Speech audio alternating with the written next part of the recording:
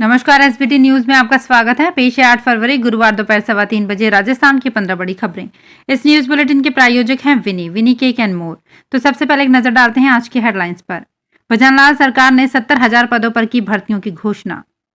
श्रील प्रभुपाद के 150वीं जयंती कार्यक्रम में मोदी पहुंचे, स्मारक और सिक्का जारी किया। कल नागौर दौरे पर रहेंगे मुख्यमंत्री।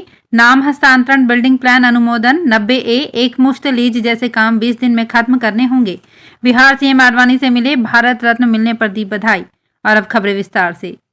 राजस्थान की भजनलाल सरकार ने अपने कार्यकाल के पहले बजट में प्रदेशवासियों को कई सौगातें दी हैं। उप मुख्यमंत्री व वित्त मंत्री दिया कुमारी ने गुरुवार को राजस्थान विधानसभा में पेश अंतरिम बजट में युवाओं के लिए 70,000 नई भर्तियों की घोषणा की है। वहीं बुजुर्ग और महिलाओं की पेंशन में 150 रुपए का इजाफा किया है। इस बजट में बेटी होने पर 1 लाख रुपए के सेविंग बॉन्ड सहित कई लोक लुभावन घोषणाएं की गई है। प्रदेश के बुजुर्गों को रोडवेज बसों में आधा किराया ही देना होगा। हर आयु वर्ग की महिलाओं का पहले से आधा किराया है। अंतरिम बजट में वित्त मंत्री ने ऊर्जा क्षेत्र में महत्वपूर्ण घोषणा करते हुए राजस्थान के 5 लाख घरों में सोलर प्लांट लगाने की बात कही है। प्रदेश में सड़कों के विकास के लिए 1500 करोड़ रुपए का प्रावधान किया जा रहा है। बजट पेश करने के दौरान वित्त मंत्री ने कहा कि पिछली सरकार की गलत नीतियों के कारण कर्ज दोगुना होकर 5 लाख करोड़ से ज्यादा हो गया है। इस पर विपक्ष ने वित्त मंत्री पर बजट भाषण के बजाय आरोप प्रत्यारोप का आरोप लगाते हुए हंगामा किया।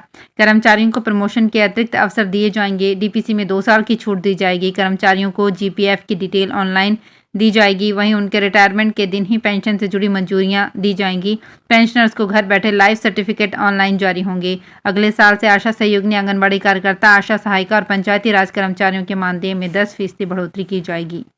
सामाजिक सुरक्षा पेंशन 1,000 रुपए से बढ़ाकर 1,150 रुपए की गई है। इसके लिए 1,800 करोड़ रुपए का वित्तीय प्रावधान किया गया है। स्ट्रीट वेंडर्स और मजदूरों के लिए मुख्यमंत्री विश्वकर्मा पेंशन योजना शुरू की जाएगी। इसमें 100 रुपए तक मासिक प्रीमियम देना होगा। इसके बाद 60 साल पर 2,000 रुपए पेंशन मिलेगी।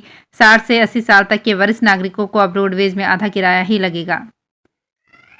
प्रधानमंत्री नरेंद्र मोदी गुरुवार को दिल्ली के भारत मंडपम में आध्यात्मिक गुरु श्रील प्रभुपाद की 150वीं जयंती के कार्यक्रम में पहुंचे। मोदी ने आध्यात्मिक गुरु के सम्मान में एक स्मारक टिकट और एक सिक्का भी जारी किया। आचार्य श्रील प्रभुपाद गौड़ीय मिशन के संस्थापक थे, जिन्होंने वैष्णव आस्था के प्रचार प्रसार में महत्वपूर्ण भूमिका निभाई। उन्होंने हरिनाम कीर्तन से मानव कल्याण का रास्ता जन जन तक पहुंचाया। लोकसभा चुनाव के लिए राजस्थान में बीजेपी ने तैयारी शुरू कर दी है। साथ ही कई अभियान शुरू हो गए हैं। राजस्थान की बीजेपी सरकार इसके लिए पूरी प्लानिंग बना रही है। मुख्यमंत्री भजनलाल शर्मा, प्रदेश अध्यक्ष और कई केंद्रीय मंत्री इसमें शामिल होंगे। इस कार्यक्रम में सभी कार्यकर्ता और नेता भाग लेंगे। संगठन ने इसके लिए सभी की जिम्मेदारी तय की है। मुख्यमंत्री भजनलाल शर्मा नागौर में 9 फरवरी की रात गुजारेंगे। नागौर से ही पंचायती राज की शुरुआत हुई थी, इसलिए बीजेपी ने भी इस कार्यक्रम की शुरुआत भी वहीं से की है। राजस्थान में शहर के विकास को गति देने के उद्देश्य से अब हर प्रोजेक्ट की रिपोर्ट बनेगी और शिलान्यास के प्रस्ताव अगले 3 दिन में तैयार होंगे। जो प्रोजेक्ट बंद हैं उनकी समीक्षा होगी और सरकार स्तर पर अनुमति लेने के बाद काम शुरू होंगे। विभागों में नाम हस्तांतरण, बिल्डिंग प्लान अनुमोदन, 90A, एक मुश्त लीज जैसे प्रकरण 20 दिनों में हल करने होंगे। नगरीय विकास, आवासन एवं स्वायत्त शासन विभाग के प्रमुख शासन सचिव टी रविकांत ने बुधवार को विभागीय समीक्षा बैठक में निर्देश दिए। उन्होंने निर्देश दिए कि आमजन से जुड़ी ऑनलाइन सेवाओं के निस्तारण के लिए टाइमलाइन तय होगी। काम नहीं करने वाले अधिकारियों पर पहली बैठक में ही गाजगिरी और राजस्व अर्जन नहीं करने एवं ऑनलाइन पेंडेंसी के कारण बीकानेर, अलवर, चित्तौड़गढ़, भरतपुर, कोटा, सीकर एवं उदयपुर के सचिवों को नोटिस दिया गया है। बिहार के मुख्यमंत्री नीतीश कुमार ने गुरुवार को दिल्ली में भारतीय जनता पार्टी के वरिष्ठ नेता लालकृष्ण आडवाणी से मुलाकात की और उन्हें भारत रत्न दिए जाने पर बधाई दी। वरिष्ठ भाजपा नेता लालकृष्ण आडवाणी को 96 साल की उम्र में देश के सबसे बड़े नागरिक सम्मान भारत रत्न से सम्मानित किया जाएगा। प्रधानमंत्री नरेंद्र मोदी ने 3 फरवरी को सोशल मीडिया पर इसकी जानकारी दी थी। आडवाणी पूर्व प्रधानमंत्री अटल बिहारी वाजपेयी और भाजपा के संस्थापक सदस्य नानाजी देशमुख के बाद ये सम्मान पाने वाले भाजपा और आरएसएस से जुड़े तीसरे नेता हैं। भजनलाल सरकार को बने हुए लगभग 1 महीने से ज्यादा का समय होने को जा रहा है। ऐसे सरकार ने सुशासन चलाने के लिए पूरी तरह से जनता की उम्मीदों पर खरा उतरने की कोशिश की है। इसी कड़ी में एपीओ चल रहे 13 नगर पालिका सेवा अधिकारियों को भी पोस्टिंग देकर उन्हें काम पर वापस लाया जा रहा है। इसके आदेश कार्मिक विभाग ने जारी कर दिए हैं। पेटीएम के खिलाफ आरबीआई के एक्शन के बाद आरबीआई गवर्नर शक्तिकांत दास ने कहा कि पिछले कुछ दिनों में हमें लोगों के बहुत सारे सवाल मिले हैं, हमने उन्हें नोट कर लिया है। इसके आधार पर हम अगले हफ्ते एक FNQ जारी करेंगे।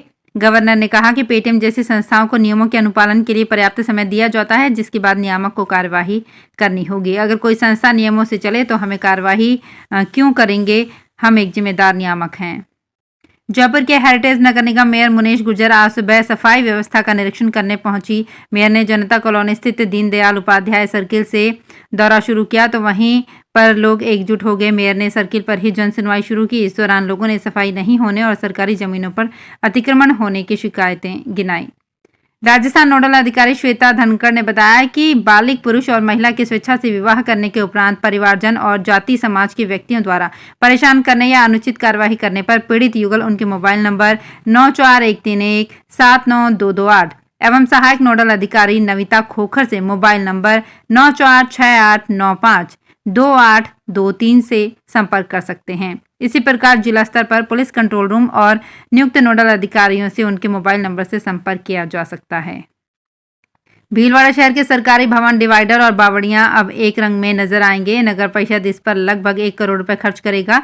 सभापति राकेश पाठक ने बताया कि जयपुर के हवा महल की तर्ज पर शहर में टेराकोटा रंग किया जाएगा। शहर के प्रमुख 32 सर्कल भी इसे रंगे जाएंगे। इस पर सफेद मांडने भी होंगे। शुरुआत बालाजी मंदिर की बावड़ी से की गई।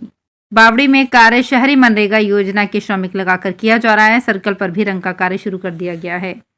राजस्थान कार्मिक विभाग ने राजस्थान शैक्षिक नियम 2021 में संशोधन की अधिसूचना जारी कर दी है। इससे शिक्षा विभाग में 50,000 शिक्षकों की पदोन्नतियां की राह खुल गई हैं। इसमें बड़ी राहत 12,000 वरिष्ठ अध्यापकों को मिली है।